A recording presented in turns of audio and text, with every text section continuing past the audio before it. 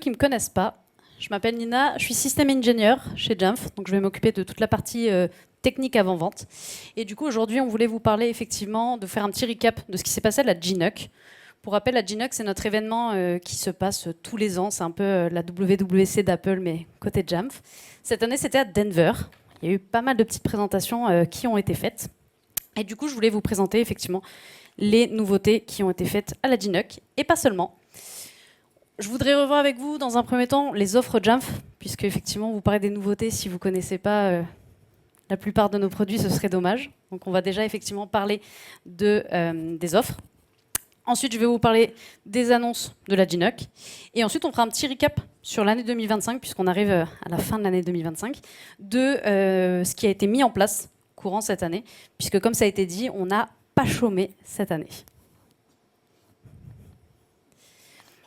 Du coup, un petit recap effectivement de nos offres. Aujourd'hui, dans la salle, je sais qu'on a des clients, on a des partenaires, et on a également certaines personnes de l'éducation. Donc, vous allez voir, ma présentation, elle est un petit peu, c'est un mixte de tous nos personnes qu'on a dans la salle. Et donc, je vais vous présenter, enfin, vous parler des deux offres qu'on a, Jamf for Mac et Jamf for Mobile.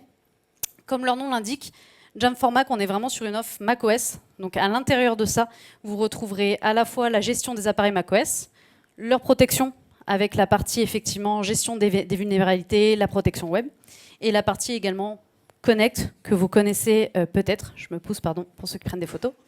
Et dans Connect, vous pourrez à la fois gérer la gestion de l'identité, mais également la partie VPN 2.0, qu'on appelle le Zero Trust Network Access. Vous avez une deuxième offre également, donc qui, elle, se concentre sur la partie mobile. C'est un peu en résumé la même chose que ce qu'on a sur Mac, mais pour mobile. Donc vous avez à la fois la gestion des iOS et petite nouveauté, je ne sais pas si vous avez vu, on a également Manager for Android qui vous permet de gérer et de manager vos produits Android. C'est un petit peu notre nouveauté phare de cette année. Il y a des partenaires déjà qui l'ont mis en place chez certains clients. Donc n'hésitez pas si pendant les pauses de networking, vous avez envie de discuter avec eux pour connaître un peu l'expérience, comment ils l'ont vécu et mis en place. Ce sera avec plaisir qu'on vous redirigera vers eux. Vous avez également la partie protection, donc avec Protect, qui permet, comme pour le Mac, de gérer tout ce qui va être vulnérabilité et la protection web. Et enfin, dans la partie Connect, on ne va pas venir gérer l'identité en tant que telle, comme sur un Mac, mais on va venir effectivement gérer la partie Zero Trust Network Access. Je n'ai pas oublié, je l'ai dit, j'ai parlé un petit peu d'éducation. On a également une offre Jamf for K-12. Désolé, il y a certains mots que je n'ai pas traduits, puisque je trouvais que ça faisait plus sens en anglais. Et donc, pareil, sur cette offre, vous allez avoir, en fait, c'est un condensé des deux offres, Jamf for Mac et Jamf for Mobile. Vous allez avoir la partie, effectivement, gestion, donc avec Jamf School, qui est vraiment axée pour la partie éducation. Donc, qui va être à la fois ce qui va vous permettre de gérer vos classes et vos utilisateurs, vos iPads, par exemple. Et vous allez avoir Jamf Safe Internet, qui vous permet de vous protéger contre les menaces réseau et qui vous permet également de filtrer le contenu. Enfin, comme pour les deux offres dont on a parlé précédemment, vous avez également la brique Connect et également la brique Protect qui vous permettent de gérer l'identité, l'authentification, mais également de protéger vos terminaux Mac. Maintenant que c'est dit, je pense que quand je vais vous présenter certaines fonctionnalités, ça va faire un petit peu plus de sens et vous allez savoir dans quelles briques on peut les mettre. Comme je disais, on n'a pas chômé pendant la GNUC. Voici quelques annonces clés. Vous allez voir certaines, je ne vais pas rentrer dans le détail puisqu'elles vont être justement un petit peu plus étudiées juste après dans la journée, notamment plateforme API ou le SSO qui fera une session entière par Mathieu un petit peu plus tard.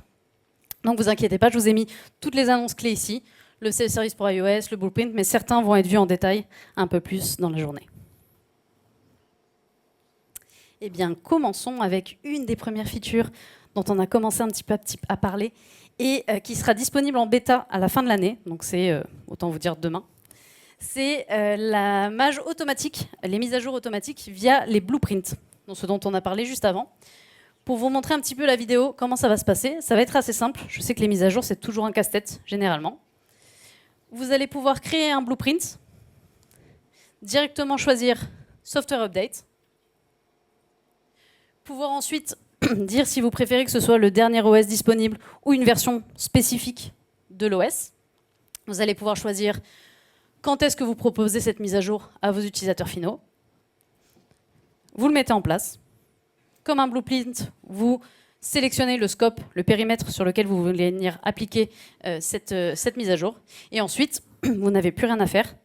C'est planifié. Et vos utilisateurs, effectivement, n'auront qu'à avoir la mise à jour sur leur poste. Donc ça, c'est vraiment dans l'idée de faciliter les mises à jour. C'est toujours un petit peu un casse-tête de gérer ça. Donc avec les blueprints qui arrivent donc, demain, comme je disais, en fin d'année, vous pourrez faire vos mises à jour beaucoup plus facilement. Infrastructure as a God. On en a parlé un petit peu dans la session juste avant. Donc c'est effectivement la possibilité de créer des configurations de façon uniforme et de les déployer sur plusieurs instances. Donc ça va intéresser qui? Les partenaires forcément, qui peuvent venir gérer plusieurs instances. Et du coup avec Terraform, ils font effectivement la première configuration qui est déployée ensuite sur plusieurs instances. Vous la faites une fois, elle est déployée plusieurs fois. Mais ça peut également intéresser des clients. On a des clients qui sont présents à l'international et qui ont une console, par exemple, par pays, ou une console par groupe, si effectivement vous êtes un grand groupe et que vous avez plusieurs branches dans votre société. Eh bien, avec Infrastructure as a Code, vous allez pouvoir effectivement gérer, c'est la première solution que Jamf fait comme ça, vous allez vraiment pouvoir automatiser votre déploiement. Vous faites une fois votre configuration et ensuite, vous la poussez à vos consoles. Pour vous montrer un petit peu dans le détail comment ça fonctionne, ce sera peut-être un peu plus parlant. Vous faites votre fichier de configuration, juste là. Vous prévoyez votre architecture, donc vous mettez tout dedans ce qui vous intéresse, vos blueprints, etc. etc. Vous poussez ça dans un fichier de configuration Terraform, qu'on voit juste là. Et vous voyez, en fait, c'est Terraform qui va s'occuper de faire les différents calls API sur vos différentes instances et qui va vous permettre du coup d'avoir une configuration qui est totalement uniforme sur les 3 différentes instances puisque vous n'aurez fait que la première configuration. Autre petite nouveauté annoncée et qui est pareil dans ce côté un petit peu automatisation, l'assistant intelligence artificielle. C'est disponible maintenant, donc ça vous n'avez pas besoin d'attendre pour tester. Et pour vous montrer un peu à quoi ça ressemble, j'ai une petite vidéo. L'idée, c'est que vous avez ici un petit assistant. Vous pouvez, un peu comme un chat GPT par exemple, pour ne citer que. Et vous avez la possibilité effectivement de lui poser une question et il va vous traduire en langage un petit peu plus naturel, un peu plus compréhensible, des données. Donc par exemple, je peux lui dire, est-ce que tu peux m'aider à faire un diagramme sur ce smart group, par exemple, j'aimerais savoir combien j'ai d'appareils qui sont mis à jour dans la dernière version de macOS. Et donc lui, effectivement, il va vous faire une petite réponse, soit un petit diagramme, soit, comme vous le voyez là, quelque chose qui est un petit peu plus en langage naturel, comme on dit, de votre question. L'idée de cet assistant, c'est d'aller piocher dans tout le contenu qui est disponible Jamf pour vous apporter une réponse très facile. Pour vous dire, on en a parlé avec un client hier, il voulait ouvrir un ticket au support. Je dis pas ça pour pas que vous ouvriez le ticket au support, hein, c'est faux. Mais il voulait ouvrir un ticket au support, il s'est dit je vais tester, Nina m'a parlé de l'assistant, je vais le tester pour voir s'il arrive à me trouver ma réponse. Et en fait, le client avait oublié de cocher, il n'avait pas lu bien la documentation. Il avait oublié de cocher une petite case. Et effectivement, l'intelligence artificielle lui a dit en fait, tu as sauté cette étape qui fait que ça ne fonctionne pas. Donc c'est un assistant qui est très puissant. Et on en parlera un petit peu plus tard, dernier point également. Il vous permet d'analyser les données télémétriques de Jamf Protect. Donc on en parlera juste après de ce que c'est les données télémétriques et comment on les met en place.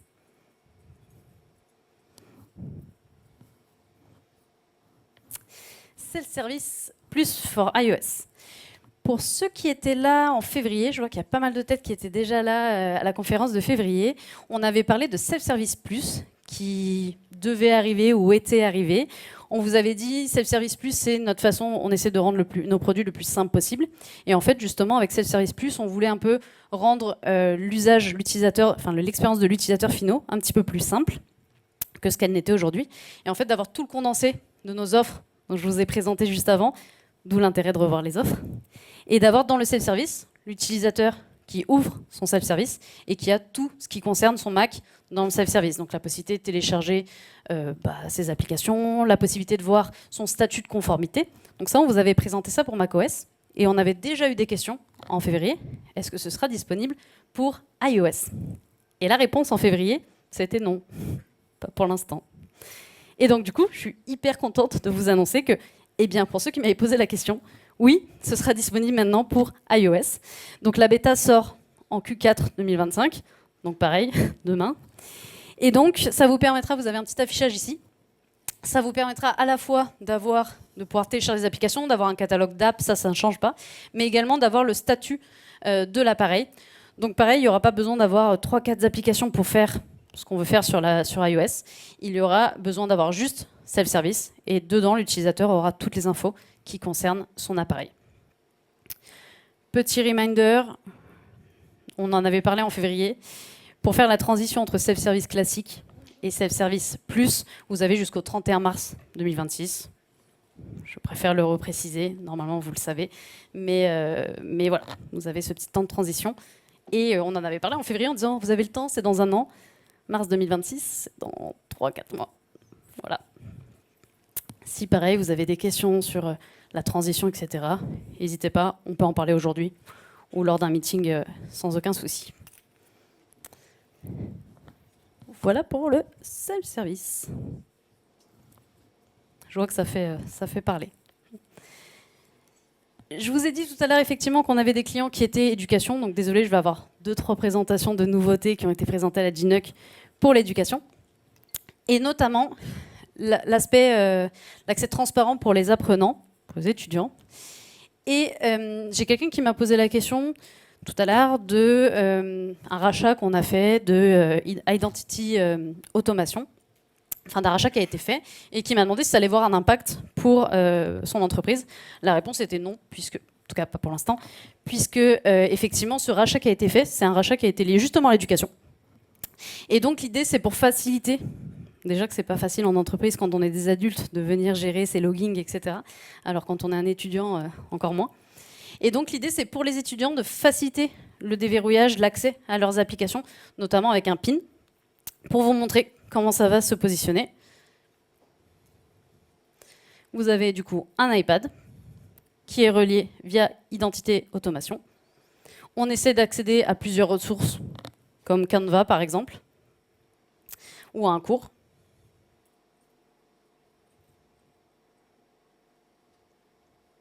Et vous avez vu, effectivement, là j'ai mes applications. À aucun moment on ne m'a demandé un accès, j'ai pas eu à remplir mon mot de passe. Et je suis directement connecté et j'ai l'accès à mes applications. Donc l'idée, c'est vraiment de simplifier au plus possible l'authentification, notamment dans certaines applications, mais également sur des outils, comme on le voit ici, qui sont web. Vous avez une liste d'applications, je parlais de Canvas, il y a Skyward, donc c'est des applications qui parlent peut-être plus dans l'éducation et encore plus dans l'éducation américaine, mais en tout cas, c'est, je trouve, une belle révolution. Dernière petite nouveauté qui concerne également l'éducation dont je voulais parler, c'est une nouveauté qui avait faim. C'est une question qu'on avait régulièrement, qui avait fait débat sur tout ce qui est RGPD, etc. Donc dans notre solution Jav Safe Internet, qui permet de filtrer, de filtrer des catégories web et de protéger les élèves quand ils surfent sur Internet, il y avait un choix qui avait été fait de mettre un mode qui était full privacy, donc c'est-à-dire d'avoir tout qui était chiffré. On n'avait pas possibilité de savoir tel iPad a navigué sur tel site à 22h par exemple. Par contre, les élèves étaient quand même protégés. Et donc, du coup, s'ils essayaient d'accéder à un site qui était une catégorie qui était bloquée, comme par exemple, je ne sais pas, jeu d'argent, on bloque jeu d'argent, ils avaient une page de blocage disant qu'ils ne pouvaient pas y accéder. Et l'iPad remontait en alerte dans cette console. Sauf que c'était anonymisé.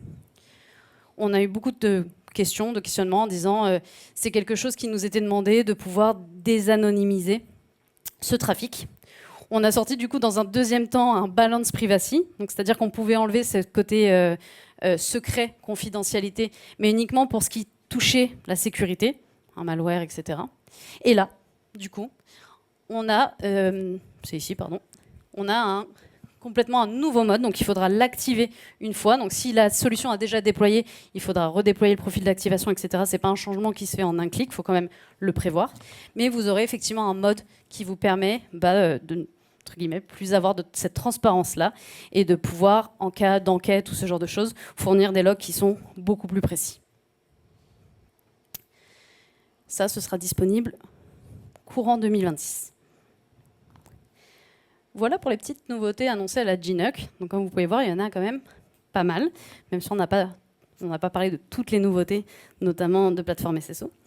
Mais je voulais également vous présenter quelques petites nouveautés qui ont été mises en place en 2025, que ce soit côté commercial ou côté éducation. On va parler des deux. La première, on en a beaucoup parlé. Ça a énormément, en tout cas, ça vous intéressait, parce qu'on a eu beaucoup de demandes à ce sujet. C'est le compliance benchmark. Donc l'idée, c'était de se dire comment est-ce que depuis Jamf, je peux rendre conforme mes appareils à des normes de sécurité comme le CIS benchmark ou, nouveauté, le NIST 800-53 qui vient d'être mis en place côté Jamf Pro. Donc l'idée, c'est directement en vous connectant sur votre plateforme Jamf Pro, vous pouvez en quelques clics et assez simplement déployer un profil de configuration, une politique qui va vous permettre d'être conforme au certificat, enfin au compliance, à la norme, pardon, je cherchais mes mots, à la norme que vous voulez mettre en place dans votre infrastructure ou entreprise. Je me pousse, vous voyez bien la vidéo. Donc je viens sélectionner ma petite norme, en l'occurrence une des nouveautés.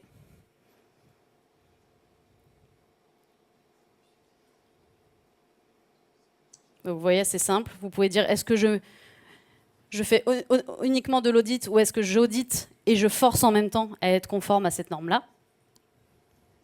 Je la déploie soit, pareil, sur tous mes ordinateurs ou sur un groupe d'appareils. Vous sélectionnez les réglages qui vont bien que vous voulez appliquer. À la fin, vous avez un petit récap pour être sûr de ce que vous mettez en place.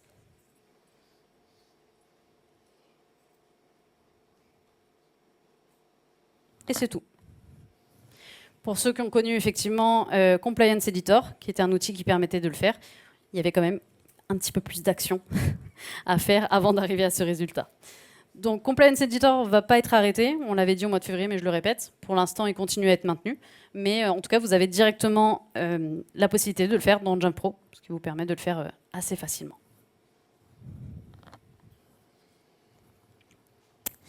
La gestion des vulnérabilités. On a parlé tout à l'heure des produits, je vous ai montré Jamf Protect, etc. Et je vous ai parlé justement du fait que vos appareils avec Jamf for Mac et Jamf for Mobile seraient protégés contre les vulnérabilités. Vous avez du coup un petit dashboard ici, on le voit, pardon, de vulnérabilité. Et donc, ça vous permet, en l'occurrence, d'avoir toute la liste des appareils avec toutes les vulnérabilités, c'est dur à dire, des appareils qui sont présentes, ce qui attribue un score de risque à votre appareil. On voit juste ici.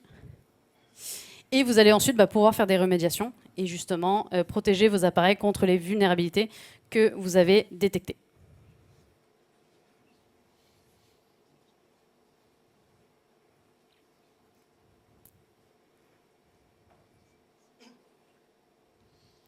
Donc vous voyez, c'est assez visuel. J'aime bien cette petite particularité-là. C'est assez visuel. Vert, tout va bien. Rouge, ça sent pas bon. Orange, faut regarder. Et ça vous permet d'avoir toute la liste des vulnérabilités. Et à chaque fois, vous avez un petit descriptif qui va bien avec quels devices sont affectés, qu'est-ce que ça fait, qu'est-ce que cette vulnérabilité exactement fait.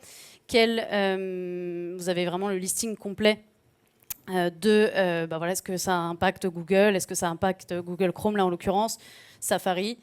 Je ne sais pas si vous voyez bien au fond les caractères, mais ça vous permet vraiment d'avoir un détail de quelle sévérité, le numéro, qu'est-ce que ça fait et sur qui.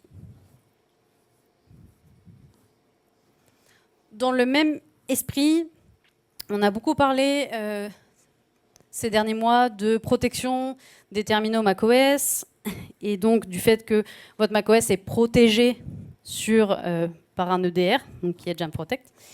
Et quand on vous présentait ce produit, on avait souvent eu la question, je crois que d'ailleurs on l'avait eu au mois de février, de OK, mais moi, mon équipe, j'ai pas que du Mac, j'ai également du Windows.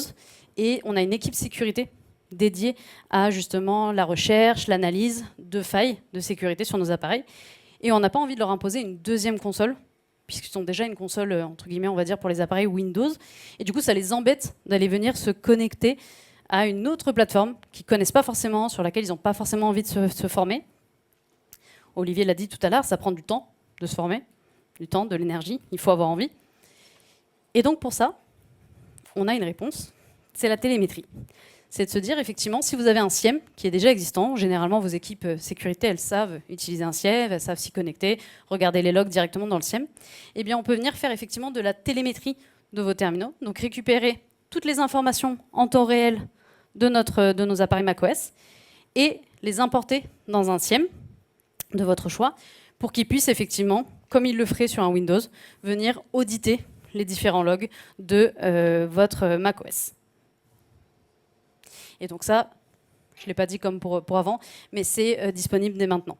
Tout ce que je vous montre là pour l'instant est disponible, c'est vraiment ce qu'on a fait dans l'année. Petit point important, vous pourrez également, c'est indiqué, mais j'ai eu la question hier, donc je voulais mettre l'accent dessus. Vous pourrez également surveiller l'utilisation des supports amovibles. On m'a posé la question hier, est-ce que je peux bloquer l'usage de clés USB externes, etc. Comment ça se passe? Eh bien, vous pouvez le faire via effectivement Jam Protect et du coup, via la télémétrie.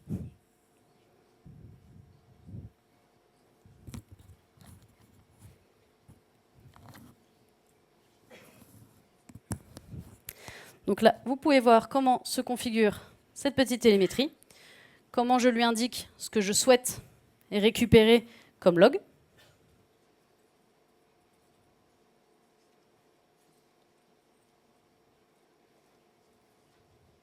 Vous sauvegardez. Et voilà, c'est aussi simple que ça. Donc, comme vous pouvez le voir, pour ceux qui sont clients depuis longtemps, on essaie vraiment de simplifier au maximum. C'est le cas, je vous ai montré avec Blueprint. En quelques clics, on peut effectivement mettre en place des choses. Là, c'est pareil pour la télémétrie, on essaie de faire en sorte que ce soit vraiment le plus simple possible.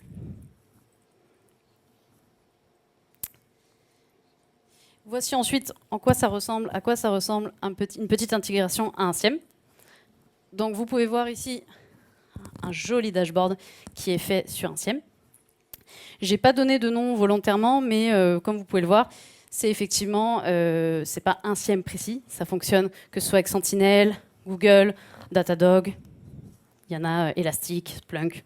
Voilà, comme ça, j'ai pas fait de pub pour l'un ou l'autre. C'est un format JSON. Vous allez retenez ce nom, vous allez reparler un petit peu de JSON cet après-midi dans la session de Laurent. Donc c'est un format JSON via HTTP qui vous permet de faire cette intégration-là. C'est pour ça qu'on met et bien d'autres fournisseurs SIEM, puisqu'à partir du moment où ils supportent le JSON via HTTP, vous êtes bon. Et donc c'est exactement ce que je disais, c'est pour effectivement combiner la visu de la sécurité de votre parc existant si vous avez effectivement d'autres machines que Mac.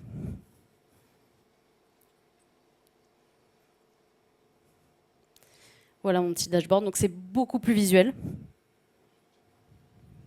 On peut faire des diagrammes, vous pouvez faire des camemberts. Là, vous pouvez avoir dans la liste de toutes les données qui vous intéressent directement sur votre SIEM. Avoir les logs unifiés. Les protections au niveau du réseau. On peut voir qu'il y en a le nombre 46, effectivement.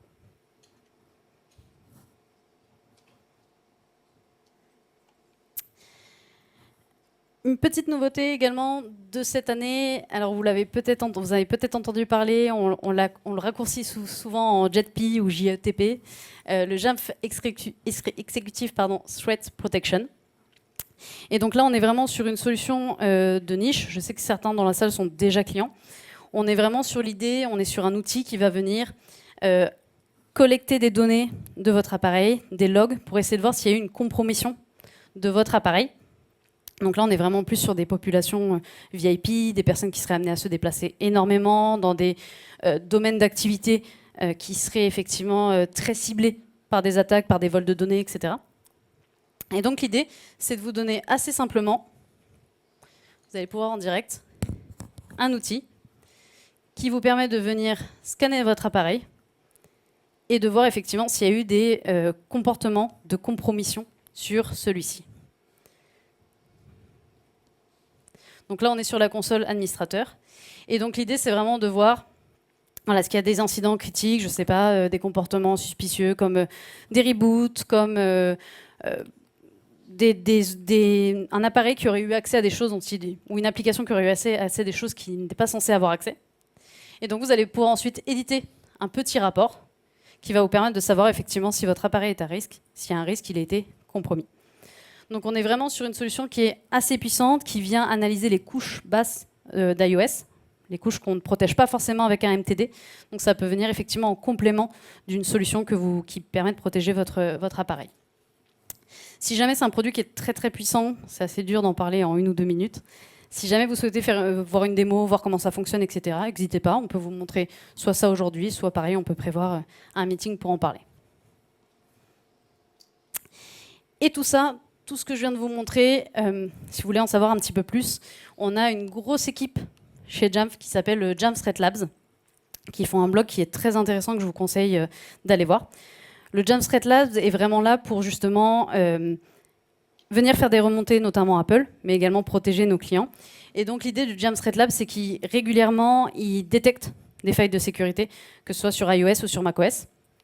Et donc, ils viennent faire les correctifs, donc nos clients sont protégés, mais également prévenir Apple pour qu'ils puissent faire les corrections dans une prochaine mise à jour. Si jamais c'est quelque chose qui vous intéresse, le blog est vraiment, vraiment très bien fait. Vous retrouverez les dernières attaques qui ont été détectées. Voilà pour la partie business. J'ai dit qu'on parlerait un petit peu d'éducation pour les quelques clients qu'on a dans la salle. Donc, certaines pareilles choses vont être, comme Setup Manager, vont aussi s'appliquer au commercial. Mais voilà ce qui a été libéré et mis en place pour l'éducation en 2025.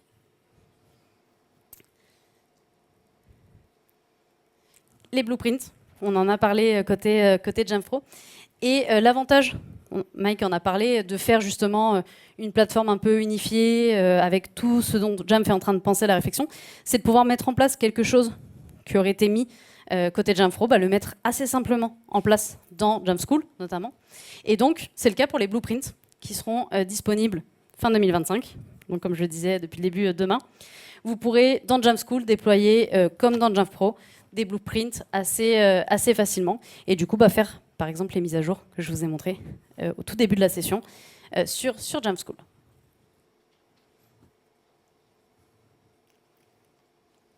Petite vidéo, au cas où vous saviez oublier comment on fait. Et vous allez voir, c'est assez similaire. On est bien sur Jamf School, on le voit tout en haut à gauche.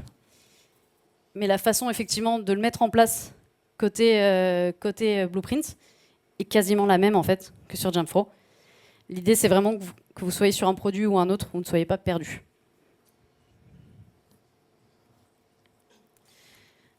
Jamf Parent, pour ceux qui connaissent, c'est une petite application qui permet de redonner le contrôle, entre guillemets, aux parents sur l'iPad de leurs enfants. Donc, il y a des écoles qui, effectivement, donnent la possibilité de ramener l'iPad à la maison. Et quand c'est comme ça, c'est un petit peu compliqué de gérer une tablette qui est fournie par un établissement. Jamf Parent permet de reprendre ça, avec effectivement quelques petites nouveautés, comme limiter l'accès à certains sites web ou à des applications sur l'appareil. Donc vous pourriez très bien dire en tant que parent, sur cet iPad, même si Safari est autorisé, moi je le bloque à partir de 20 h, par exemple. Comme ça, il n'y a plus de navigation Internet.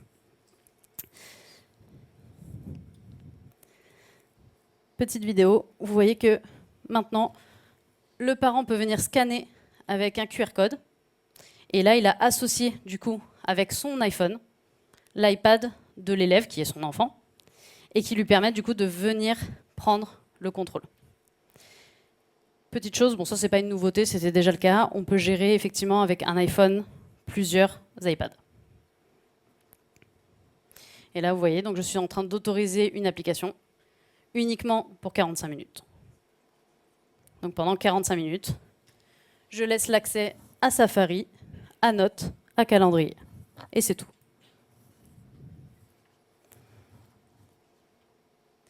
Dans la même idée, on a une autre application qui s'appelle Jamf Teacher, donc Jamf enseignant, si on veut la traduire, qui permet, pareil, aux enseignants de venir effectivement gérer sa classe. Comme pour Jamf Parents, de pouvoir mettre des réglages en place pour être sûr que les élèves soient focus sur les tâches qu'on leur confie. Et pour vous montrer, donc, dans Teacher, on a les classes. J'ai ma liste de classes ici. Je peux avoir soit des classes managées, donc des classes qui sont poussées par l'organisation, soit j'en crée moi-même. Et une fois que je suis à l'intérieur d'une de ces classes, je vais pouvoir effectivement venir, comme pour Jamf Parents, autoriser certaines URL, en bloquer d'autres, et autoriser des applications. Ce qui me permet, si j'ai un cours d'une heure, de, pendant une heure, on se focus effectivement sur Safari, on se focus sur Jamf School, etc. Mes élèves, pendant leur tâche, ont la possibilité de m'envoyer un petit message s'ils sont bloqués. Et donc tout ça depuis mon application Jamf Teacher.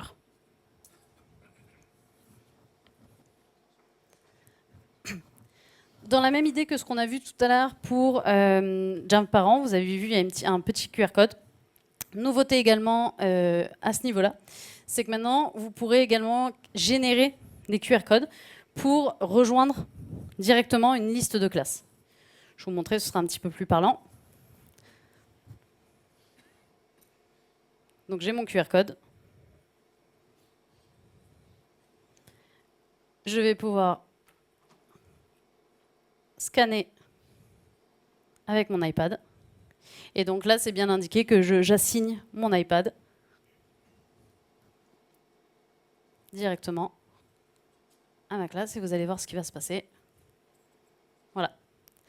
Donc vous avez vu, il n'y avait pas de fond d'écran, il n'y avait pas forcément d'application. Et en scannant en fait mon QR code, je relie mon iPad à ma classe. Et de là, du coup, j'ai le bon fond d'écran qui descend, j'ai mes applications qui sont en train d'arriver et je suis prêt à être préparé. Donc ça, c'était une petite nouveauté, pareil, qui a eu lieu cette année, qui était assez sympa pour faire gagner du temps aux professeurs en classe. App Catalogue, pour ceux qui utilisent Jamf Pro, c'est une des fonctionnalités que vous aimez énormément. Donc la fait effectivement de pouvoir rapidement avoir des applications qui soient approuvées et de pouvoir les installer sur vos appareils. C'était pas dispo encore côté éducation, et bien maintenant ça l'est. Donc vous avez la possibilité d'avoir dans Jamf School App Catalogue. Pareil, pour vous montrer à quoi ça ressemble. Bon, normalement, pour ceux qui ont Jamf Pro, vous connaissez déjà.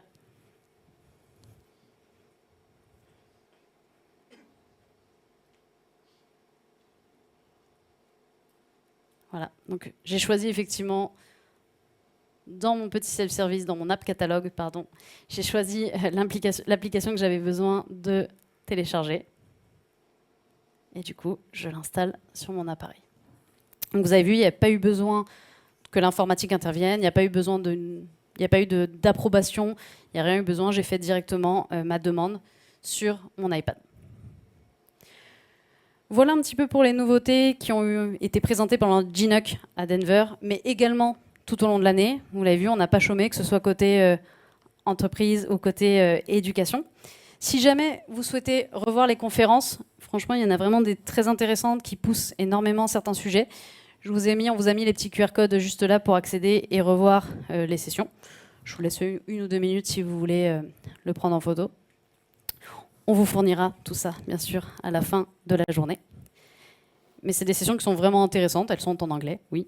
Mais je vous invite à aller les voir si vous voulez un petit peu plus rentrer dans le détail de certaines fonctionnalités qu'on a évoquées aujourd'hui.